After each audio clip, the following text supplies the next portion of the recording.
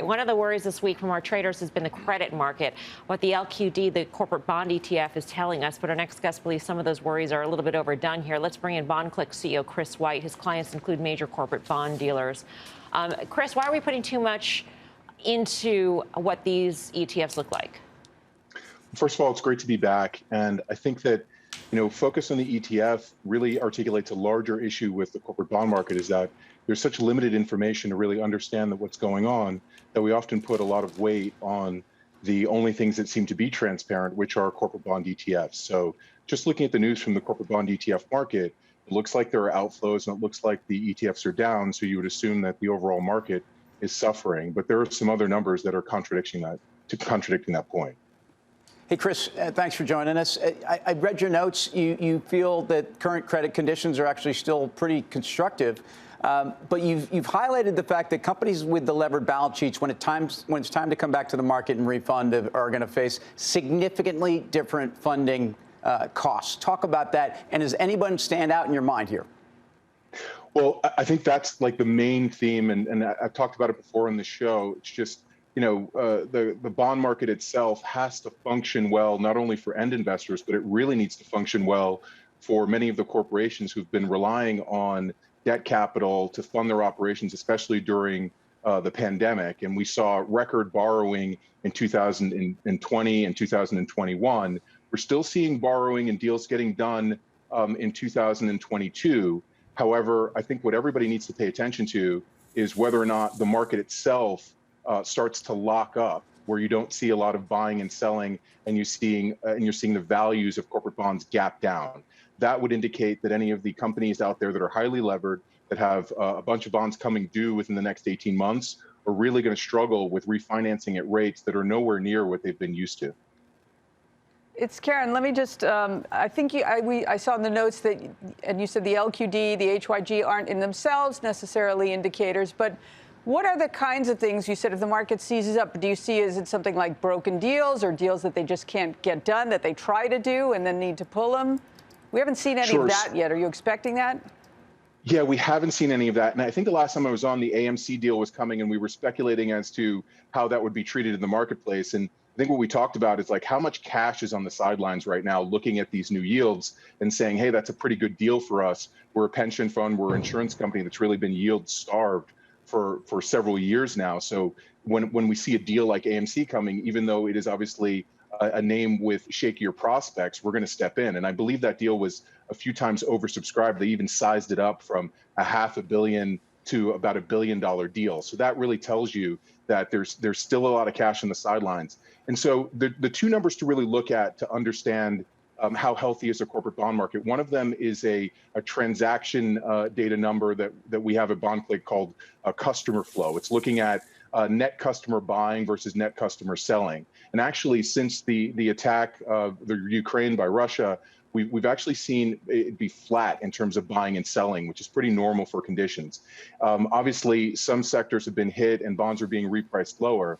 But I would be concerned if we were seeing net selling and bonds being repriced lower, because that would indicate that nobody is out here looking to buy bonds at these yields. And that's something that would be quite concerning and would look like March 2020, April 2020, when there were some material concerns about the structure of the market. Hey, Chris, when you look at the overall market in your world, how has that changed? Has the Fed had any effect on when you just said there's two criteria that you look at, has the Fed skewed those criteria for you? Have you changed anything on your analysis based on the over-accommodative state the Fed has had for years? Absolutely. The U.S. corporate bond market cannot be decoupled from the Treasury market and from the mortgage market. And even though the Fed did not buy that many bonds directly, U.S. corporate bonds directly, they had been buying, massive amounts of Treasuries and mortgages. But those markets are connected in that any fixed income investor is going to look at a bond market that, based on its yield attractiveness. And so when the Fed stops being the buyer of last resort for these markets, which they have been for, almost a decade now, it really starts to reprice credit or all fixed income instruments quite aggressively. That's why we're seeing, the 5-year Treasury now is at from a yield standpoint, I think is at a 4-year high. The 10 years at a 3-year high. This is what we should expect, given that I believe a few weeks ago the Fed ceased all bond buying across mortgages and treasuries as well. That second indicator, and I just wanted to make sure we got to this, is you really have to look at what the dealers are doing in the corporate bond market. I think that the dealers and how active they are, and the bid offer spreads that they're offering in the marketplace. And I do believe I gave some data that we have over at BondClick regarding bid offer spreads. But you want to look at that because that's going to tell you how expensive it is to trade the corporate bond market. If bid offer spreads really widened out, then that's a really negative indicator in terms of what the future holds in terms of a well-functioning corporate bond market. And I say well-functioning because I think what we all can expect is that, yes, fixed income is going to be repriced. Corporate bonds are going to lose value because interest rates are going higher.